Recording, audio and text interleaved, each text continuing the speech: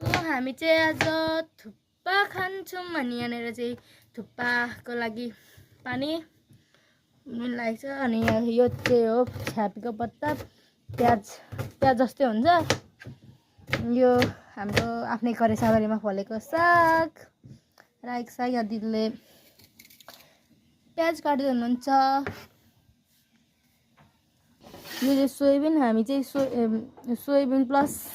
chicken thukpa खान लागेको so अब हामी चाहिँ यहाँ मासु थाल्दैछौँ चिकन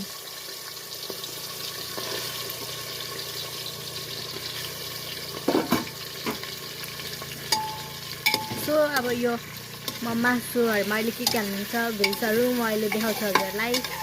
यो चाहिँ हाम्रो थुक्पा प्याकेट छ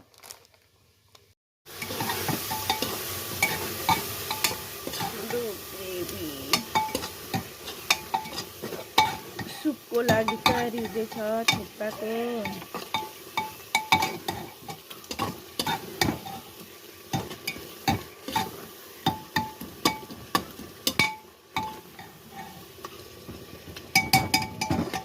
जिरा धनियाँको धुलो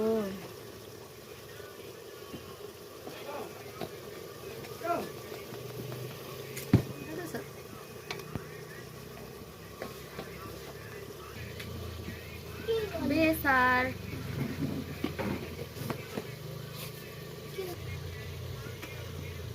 हामी त भेज चिकन सबै एकैचोटि हो एकै ठाउँमा अब हामी भने हामी हो नि त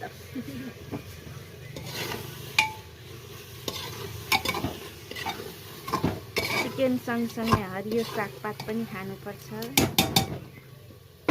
अब यहाँ जाँदै हुन्छ हाम्रो बारीको वान अफ द बेस्ट मलाई मनपर्ने साग रायोको साग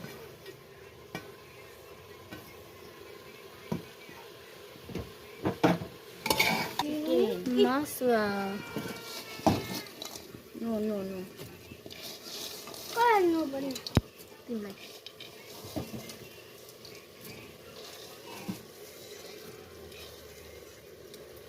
यहाँ हाम्रो चाहिँ थुक्पा रेडी छ अब